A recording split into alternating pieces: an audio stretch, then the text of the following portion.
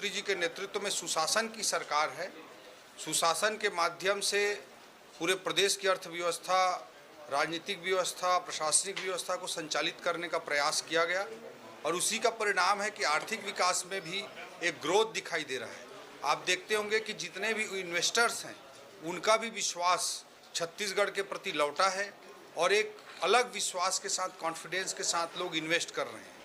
औद्योगिक नीति, नई औद्योगिक नीति वर्ष 2024 से 2030 तक के लिए हमारी सरकार ने लॉन्च की है। यह औद्योगिक नीति भी देश के किसी भी प्रदेश की तुलना में ज़्यादा कॉम्पिटिटिव और ज़्यादा अच्छे तरीके से सामने आई है।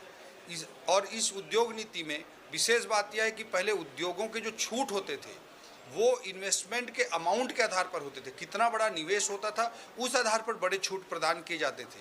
लेकिन औद्योगिक नीति जो 2024 से 2030 तक के लिए हमारे मुख्यमंत्री जी के नेतृत्व में, हमारे उद्योग मंत्री जी के नेतृत्व में जो जारी किया गया है, उस उद्योग नीति में साफ तौर पर आप देख सकते हैं कि वहाँ पर जो छूट है वो निवेश के अमाउंट के आधार पर ना होकर रोजगार सृजन के आधार पर किया गया है। इससे छत्तीसगढ़ के युवा भाई बहनों को भी औद्योगिक नीति के माध्यम से लेबर इंटेंसिव सेक्टर्स में और सर्विस सेक्टर में ज़्यादा तेज़ी से विकास होने के कारण रोजगार के अवसरों में भी इसका लाभ मिलने लगा है। और ये सुशासन के कारण और ईमानदारी के साथ जो सरकार ने काम किया है और सभी लोगों में एक जो विश्वास लौटा है, उसके कारण ये तीव्र विकास दर हमारे छत्तीसगढ़ ने प्राप्त किया। आदरणीय मुख्यमंत्री जी 47 तक के लिए यह विजन डॉक्यूमेंट जब हम तैयार करते हैं तो उसके 3 अंग होते हैं।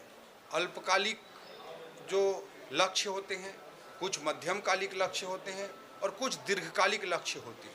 तीनों को ध्यान में रखकर किसी भी सरकार को, किसी भी अर्थव्यवस्था को काम करना पड़ता है। तो इस विजन डॉक्यूमेंट में अल्पकालिक लक्ष्य भी हैं, मध्यकालिक लक्ष्य भी हैं और दीर्घकालिक लक्ष्य भी हैं। 2030 तक के लिए मध्यकालिक लक्ष्य भी हमारी सरकार ने निर्धारित किया है। पिछले बजट में मध्यकालिक लक्ष्य निर्धारित करते हुए 5 सालों में प्रदेश की जीडीपी को दोगुना करते हुए 5 लाख करोड़ से बढ़ाकर 10 लाख करोड़ करने का भी लक्ष्य हमने रखा है। इसमें हमारा पूरा फोकस है कि ज़्यादा से ज़्यादा प्राइवेट इन्वेस्टमेंट को हम प्रमोट कर सकें, आकर्षित कर सकें।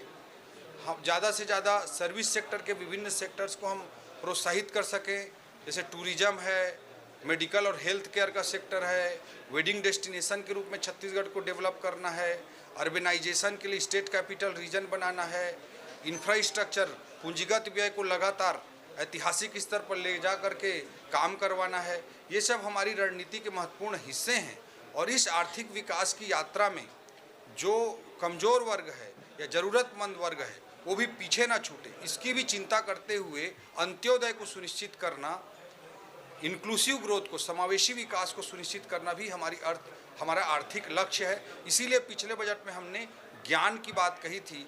ज्ञान में जी अर्थात गरीब, वाई अर्थात युवा, ए अर्थात अन्नदाता, एन अर्थात नारी। कोई भी आर्थिक विकास तब तक प्रासंगिक नहीं माना जाएगा जब तक समाज के इन वर्गों को भी उसका सीधा लाभ ना हो। इसका भी हम ध्यान रखकर काम कर रहे हैं। वह छत्तीसगढ़ का राष्ट्रीय जो एवरेज है उससे काफ़ी डिफरेंट दिखाई देता है। कृषि क्षेत्र में हमारी जीडीपी में कृषि क्षेत्र का योगदान 16.8% है। राष्ट्रीय औसत 14% का बैठता है।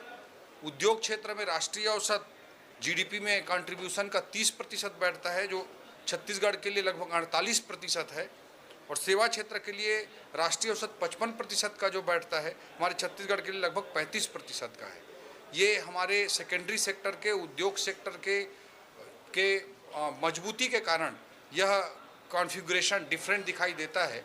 और आने वाले वर्षों में हमारी रणनीति रहेगी कि उद्योग क्षेत्र तो मजबूत बना ही रहे, साथ में सेवा क्षेत्र, टर्सरी सेक्टर भी उतने ही तेज़ी से मजबूत हो, ताकि हमारे छत्तीसगढ़ के युवा भाई बहनों के लिए रोजगार सृजन के भी अवसर उत्पन्न हो और हमारी अर्थव्यवस्था विकासशील से विकसित अर्थव्यवस्था बनने की दिशा में तेज़ी से आगे बढ़े। वहीं एक और तथ्य मैं आपके सामने, एक और आंकड़ा आपके सामने रखना चाहूँगा, वो पर कैपिटा इनकम का है। पर कैपिटा इनकम 1,62,870 रुपये अनुमानित है, जबकि जो वृद्धि दर है पर कैपिटा इनकम का हमारे छत्तीसगढ़ के लिए लगभग 10% है, जबकि राष्ट्रीय स्तर पर ये वृद्धि दर लगभग 9% है। तो हमारे छत्तीसगढ़ में पर कैपिटा इनकम, प्रति व्यक्ति आय भी राष्ट्रीय औसत की तुलना में तेजी से आगे बढ़ रहा है। यह भी हम सब के लिए सुखद विषय है। आदरणीय मुख्यमंत्री विष्णुदेव साय जी के नेतृत्व में जो हमारी सरकार काम कर रही है, हमारे छत्तीसगढ़ के सभी लोग लगातार मेहनत कर रहे हैं, उसका परिणाम है कि वर्ष 2024-25 में हमारे प्रदेश की आर्थिक विकास की रफ्तार तेज हुई है। जो वर्ष 2023-24 में राष्ट्रीय औसत से कम था, वह विकास राष्ट्रीय औसत इस बार वर्ष 2024-25 के लिए 6.37 का जो राष्ट्रीय औसत था, उससे ज़्यादा 7.51% के रूप में सामने आया है। इसके लिए मैं पूरे छत्तीसगढ़ की 3 करोड़ जनता जनार्दन को बहुत बहुत बधाई और शुभकामना देता हूं, और उनके आशीर्वाद से हमारी सरकार, हम सब लोग मिलकर लगातार काम करते रहेंगे और आर्थिक विकास के नए सोपानों को प्राप्त करें। वित्तीय वर्ष 2024-25 के लिए आर्थिक सर्वेक्षण की प्रस्तुति की गई है। इसमें काफ़ी उत्साहजनक हमारी आर्थिक प्रगति साफ तौर पे नज़र आ रही है। जीएसडीपी स्थिर भाव पर 2023-24 में 3,06,712 करोड़ रुपए से बढ़कर 2024-25 में 3,29,752 करोड़ रुपए अनुमानित है। यह विकास दर 7.51% का आकलित किया गया है। वर्ष 2023-24 का जो हमारा ग्रोथ रेट था छत्तीसगढ़ का, वो 7.31% था, जबकि पिछले वर्ष 2023-24 का जो वर्ष था, उसमें भारत पूरे देश का जो औसत ग्रोथ रेट था जीडीपी का, वो 8.15% था। मतलब पिछले 2023-24 के वर्ष में हमारे छत्तीसगढ़ की आर्थिक प्रगति, आर्थिक ग्रोथ, इकोनॉमिक ग्रोथ का जो रेट था, वो भारत सरकार पूरे देश के ग्रोथ रेट की तुलना में कम था। जबकि हम 2024-25 का जो आकलन सामने आया है, ये बहुत उत्साहजनक है कि आदरणीय मुख्यमंत्री जी विष्णुदेव साय जी के नेतृत्व में हमारी सरकार ने भी जो प्रयास किए हैं, छत्तीसगढ़ की 3 करोड़ जनता जनार्दन ने भी जो प्रयास किए हैं, उसके अनुसार हमारे छत्तीसगढ़ का ग्रोथ रेट 7.51% आकलित किया गया है। जबकि पूरे देश के लिए जो ग्रोथ रेट है वो 6.37% है। तो पूरे देश की औसत जो ग्रोथ रेट बैठ रही है 6.37%, उसकी तुलना में छत्तीसगढ़ 7.51% की दर से, अर्थात औसत राष्ट्रीय औसत से ज़्यादा तेज गति से हमारे जीडीपी का ग्रोथ हुआ है, जो वर्ष 2023-24 में पुरानी सरकार के समय में राष्ट्रीय औसत से कम था। यह अत्यंत ही सुखद और उत्साहजनक आंकड़े सामने आए हैं, और हमारी सरकार के लिए, छत्तीसगढ़ के 3 करोड़ जनता के लिए अत्यंत सुखद विषय है। जीएसडीपी के जो अलग अलग घटक होते हैं, जिनको हम 3 क्षेत्रों में बांटते हैं, कृषि क्षेत्र, उद्योग क्षेत्र और सेवा क्षेत्र, इन तीनों क्षेत्रों में हम बांटते हैं। कृषि क्षेत्र में भारत का जो पूरे देश का जो औसत वृद्धि दर है वो 3.76% है, जबकि हमारे छत्तीसगढ़ का 5.38% है। राष्ट्रीय औसत उद्योग क्षेत्र के विकास का 6.22% है, जबकि हमारे छत्तीसगढ़ का 6.92% है।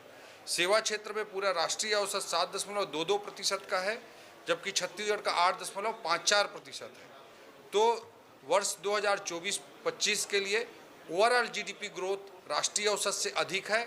और अगर हम क्षेत्र वाइज भी देखते हैं, कृषि क्षेत्र, उद्योग क्षेत्र और सेवा क्षेत्र, तीनों की दृष्टि से भी ग्रोथ रेट राष्ट्रीय औसत से बेहतर। साथियों, आज 3 मार्च 2025 को छत्तीसगढ़ प्रदेश के वित्त मंत्री श्री ओपी चौधरी के द्वारा बजट पेश किया जाएगा। इस बजट में महिलाओं के लिए एक बड़ी सौगात होने की संभावना है। साथ ही यहाँ पर हमें 33,000 जो शिक्षक भर्ती के लिए बड़ी बेसब्री से इंतज़ार है, वो भी आज के इस बजट में लगभग क्लियर हो जाएगा।